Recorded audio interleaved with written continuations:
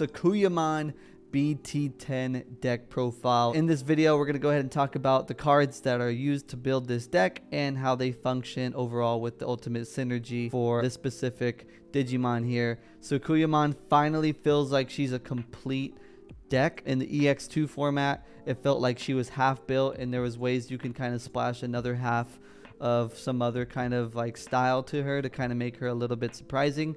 But with this BT10 stuff, she kind of feels a little more full, being with more Renamon, Cubimon, Taomon, Sakuyamons, and even more plugins. So let's go ahead and talk about certain cards here. We're going to go ahead and talk about the easy stuff from EX2 that we're going to still need. We're going to need the 4 Viximons right here. If you guys don't know Viximon, she is basically when you use an option card with the cost of 2 or more, you get to draw. She's basically the egg for the deck, so just running 4 of her feels perfectly fine. Next, we're going to go ahead and 4 of my girl Renamon right here. If you guys know searchers, just a really good searcher. Reveal top 4. You can take a Cubimon, Taomon, Sakuyamon, and 1 Rika. So you could take a Cubimon, Taomon, or Sakuyamon in its name and 1 Rika, potentially getting 2 cards in that search. Really good. The rest go to the bottom.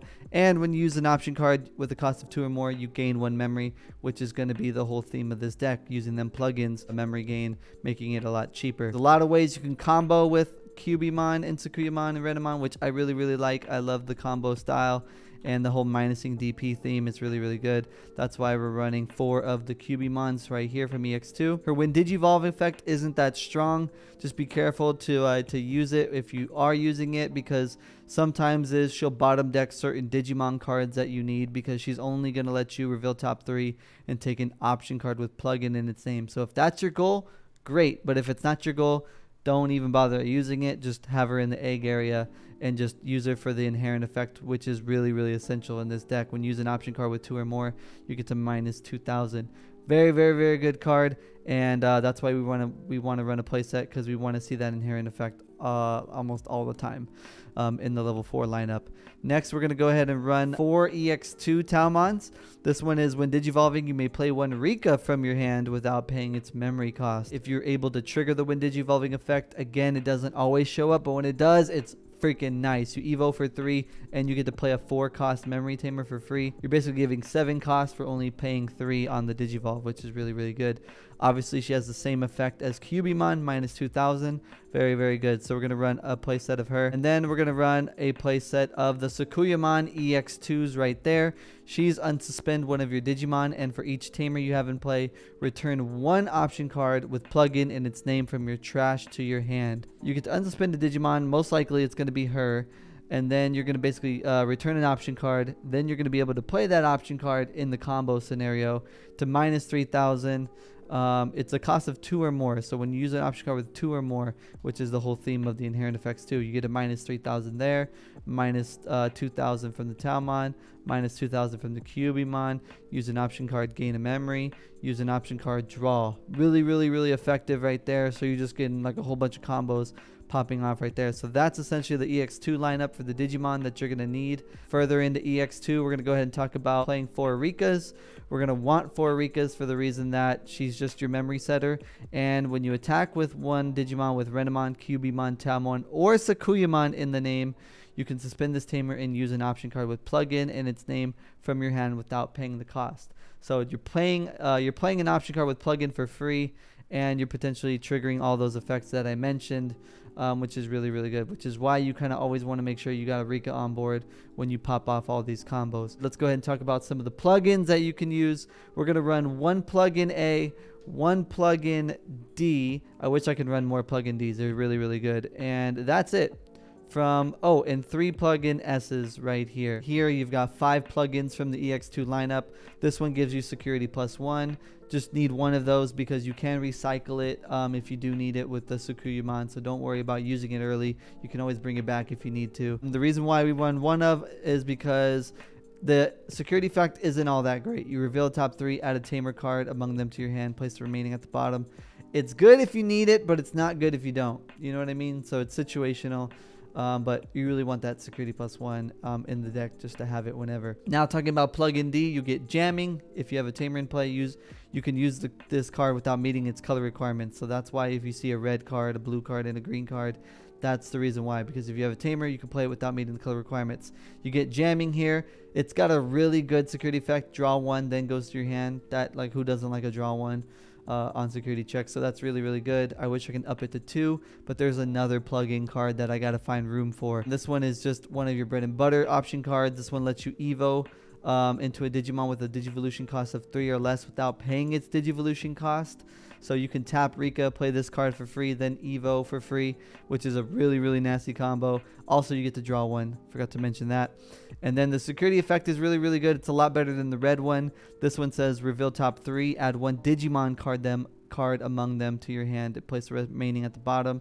So that just helps you get into your stack, the ideal stack, like I mentioned earlier. Now we're going to go ahead and backtrack to another level 3 card that I feel like is very, very important. There's 2 different ones, and you're welcome to test it. There's the Patamons, where if you reduce your Digimon's DP down to 0, you gain a memory. Obviously, it combos well with the whole minusing here. You're minusing on Sakuya, minusing Talmon, minusing Kyubi. So the chances of that happening are very, very likely. So maybe running Patamons. Another potential card is I'm going to consider if I feel like the Patamon isn't working all that great and I need more minusing, is going to be this Salamon right here. She's when attacking, one of your opponents gets minus 1000. Just if you're just short on minusing DP and you're noticing that in your matchups, Salamon could be a good replacement card in case you need to down some of these Patmons. Now let's go ahead and talk about the BT10 cards. Going over to the yellow section here, we're going to run a playset of the Renamons. This is BT10. This is what I mean by she gets just more support, and you can run a playset of her because she just works really, really well with the deck. It's very synergized. Reveal top 4, add 1 plug-in card in its name and 1 yellow tamer. So both Renamons are looking for tamers, which is really, really good. Since we're only going to be running 4 Rikas in this deck, finding that tamer is crucial. So being able to get pieces, Digimon that will help us find those tamers is really, really good. Place the remaining at the bottom. So she's your plug-in searcher. She's your plug-in tamer searcher. She's your Digimon tamer searcher. In my opinion, she's the better card, but you know what? This is really, really good as well because of its inherent effect. Again, when you use the option card with 2 or more, minus 2000. Very, very good. So they're both good in their own ways. I'm going to give the edge slightly to the EX2 Renamon, but they're both needed, which is why we run the playset. Next, we're going to run a playset of the Kyubimons. This one is really, really good, in my opinion, better than the EX2 Kyubimon, because this one allows you to choose one of the effects below on Digivolve in case you end up doing that. Return 1 option card with plugin in its name from your trash to your hand, or you can choose to trash 1 option card with plugin in its name from your hand to draw 2. That is really, really good for further searching your cards, helping yourself get into a good stack and potentially popping off. Next, we're going to also run the 4 Talmons right here. This is a 3 Evo, and it says when Digivolving, use 1 option card with plugin in its name, ignoring its color requirements without paying its cost. If you need to combo that with a plugin S or something like that, or what have you, maybe a plugin A, whatever depends on your situation, Talmon's really, really good for that. All these Digimon minus the Patamons are serving the name Renamon, Kyubimon, Talmon, Sakuyamon, which is very, very important. It helps with the synergy. Next, we're going to run the new SR from BT10, Sakuyamon Maid Mode. This one is you can use an option card on Digivolve with plugin in its name, or a yellow option card with a memory cost of 5 or less from your hand, ignoring its color restrictions and without paying its memory cost. So you're basically comboing her with an option card to maybe pop off something crazy.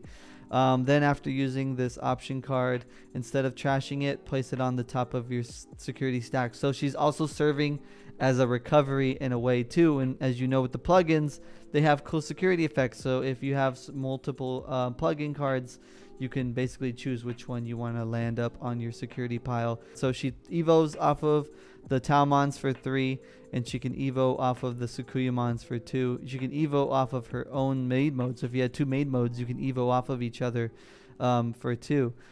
This one has a good when attacking effect, however.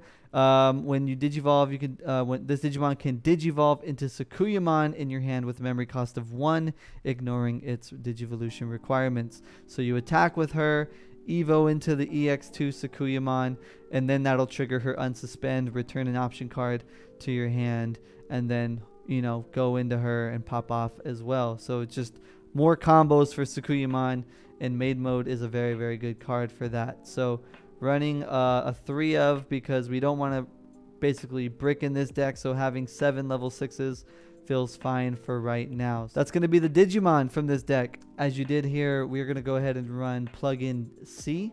So 2 plugin Cs are very, very important. This is the new plugin card. It is a 5 cost, but if you do have Rika, you can play this card for free, right? Or if you have the Talmon, you can play this card for free. There's ways to play this card for free, which is really, really good, which is what your goal is. Essentially, you don't really want to play this for 5. If you have to, then you have to, but this one lets you get blocker and reboot, and you can't be deleted by your opponent's effects until the end of their turn. It's just a really, really good protection for your Sakuyamon. That's a big problem Sakuyamon had, was when it died, it was just screwed.